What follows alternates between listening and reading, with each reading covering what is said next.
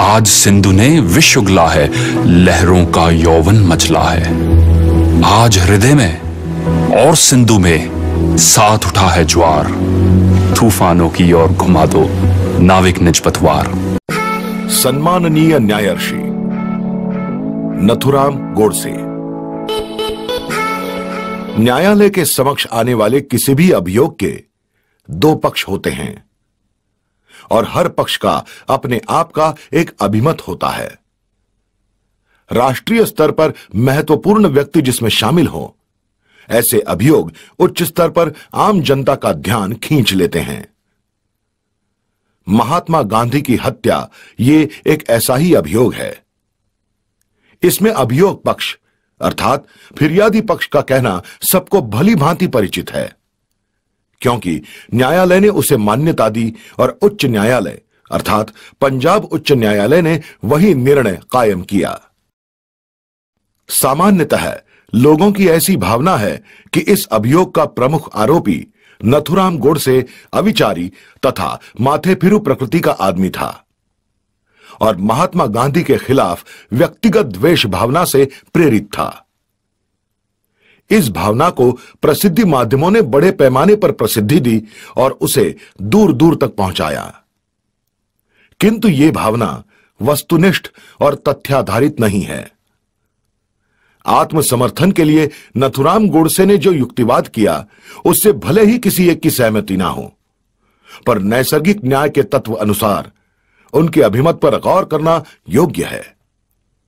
लेकिन तत्कालीन भारत सरकार को उनका यह कहना जनता के सामने आना मंजूर नहीं था। इसी वजह से इस युक्तिवाद पर गैर कानूनी प्रतिबंध लगाया गया। अनेक वर्षों के अथक प्रयत्नों के पश्चात सर्वोच्च न्यायालय के आदेशानुसार यह अवैध प्रतिबंध खारिज कर दिया गया। संशोधन करने वाले व्यक्तियों की तरफ से होने वाली निरंतर मांग की वजह से यह युक्तिवाद श्री गोपाल गोडसे ने संशोधकों की सहायता हेतु प्रकाशित किया। नथुराम का वर्तन और क्षमता से उच्च न्यायालय प्रभावित हुआ, यह बात स्पष्ट है। निर्णय पत्र में न्यायालय ने उन गुणों का विशेषत्व से निर्देश किया है। न्यायमूर्ति अछरू राम का कहना है, उच्च न्यायालय से पुनरावेदन करने वालों में से नथुराम विनायक गोडसे ने अपनी दोष सिद्धि को आह्वान नहीं किया। 30 जनवरी सन 1948 ईस्वी को महात्मा गांधी के वध के कारण उस पर दंड विधान धारा 302 के अनुसार आरोप सिद्ध हुआ था। उस अपराध के लिए उसको फांसी का दंड सुनाया गया था। उसके विरुद्ध उसने पुनरावेदन नहीं किया। उसने अपना पुनरावेदन और अपने तर्क दूसरे आरोप जो सिद्ध माने गए थे उनकी परिसीमा में ही सीमित रखे। इस न्यायालय में उसने अपना अधिवक्तव्य स्वयं ही दिया। वो देते समय उसने वस्तु स्थिति के तत्वों का जो विवेचन दिया, उससे उसकी अल्प परीक्षित क्षमता प्रतीत हुई। मैं विश्वास पूर्वक कहना चाहूंगा कि किसी भी विधि विशेषज्ञ के गर्व के उपयुक्त उसने अपना अधिवक्तव्य प्रस्तुत किया।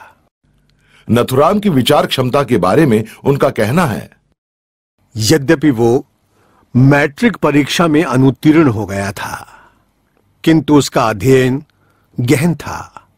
अपने प्रतिवेदन पर बहस करते हुए अंग्रेजी का गंभीर ज्ञान और सोचने विचारने की उसकी स्पष्ट क्षमता दर्शनीय थी। पुनरावेदन हमारे सामने 5 सप्ताह से अधिक चला। उस अवधि में और विशेषकर जो 8-9 दिन नथुराम स्वयं अपने तर्क प्रस्तुत कर रहा था, उस संबंध में हमने उसको भली भांति परखा है। उसके जैसा कृतत्ववान मनुष्य ऐसा पीछे रहने का विचार भी मन में लाएगा, यह हम सोच भी नहीं सकते थे। न्यायमूर्ति खोसला ने अपनी सेवानिवृत्ति के पश्चात अपने मन पर उस समय जो मुद्रा अंकित हुई थी, वो वस्तुस्थिति शब्दांकित की है। वे लिखते हैं, नथुराम का वक्तव्य न्यायालय में उपस्थित दर्शकगण के लिए एक अत्यंत आकर्षक वस्तु थी। खचाखच भरा न्यायालय इतना भावाकुल हुआ था कि उनकी आहें और सिसकियां सुनने में आती थी और उनके गीले गीले नेत्र और गिरने वाले आंसू दृष्टिगोचर होते थे। न्यायालय में उपस्थित उन प्रेक्षकों को यदि न्यायदान का कार्य सौंपा जाता तो मुझे तनिक भी संदेह नहीं है कि उन्होंने अधिक से अधिक संख्या में यह कहा होता कि नथुराम निर्दोष है। नथुराम गोडसे और नारायण आप्टे, इन्हें सुनवाई गई फांसी का कार्यवहन अंबाला बंदी गृह में मंगलवार दिनांक 15 नवंबर 1949 को सुबह 8 बजे किया गया। नथुराम और आप्टे निश्चल थे, स्थिर थे, शांत थे। उनका चलन वलन हमेशा की तरह था। यह स्थिरता कायम रखने के लिए वो कुछ विशेष प्रयास कर रहे हैं ऐसा दिखाई नहीं दे रहा था। उनकी मुद्राएं शांत थीं।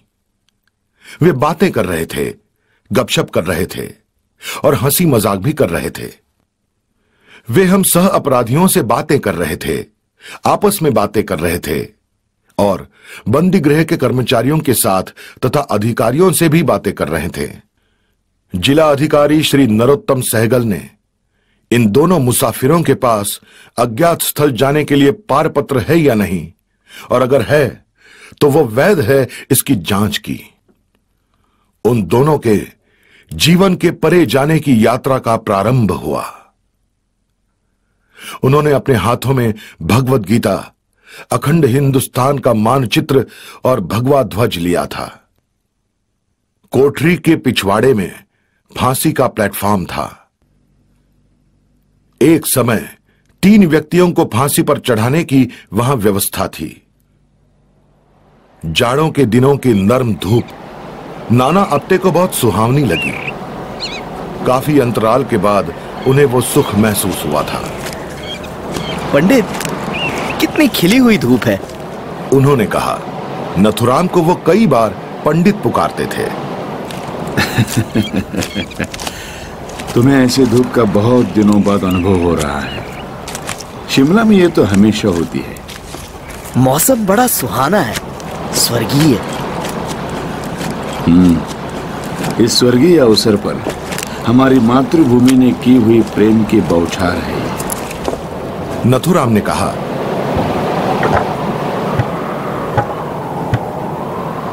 प्लेटफॉर्म पर पहुंचते ही उन्होंने मातृभूमि का स्तवन किया।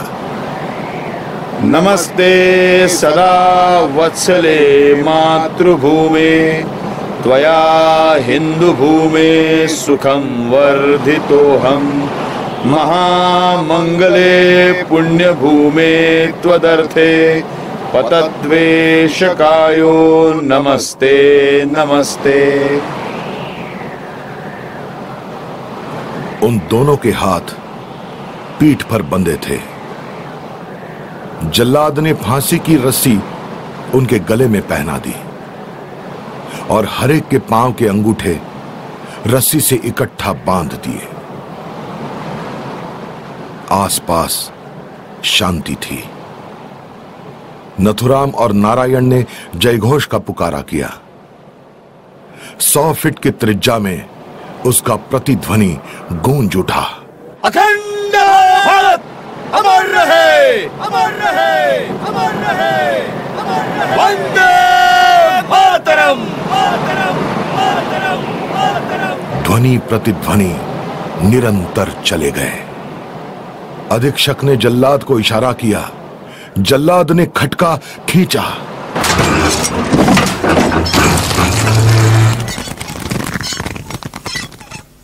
प्लेटफॉर्म का सेतु टूट गया। गुरुत्वाकर्षण की वजह से भूमि की ओर खींचे गए उन दोनों को निसर्ग ने आलिंगन दिया और उनकी इस अज्ञात की सफल यात्रा के लिए उन्हें अपने अदृश्य रथ में विराजमान कर ले गया।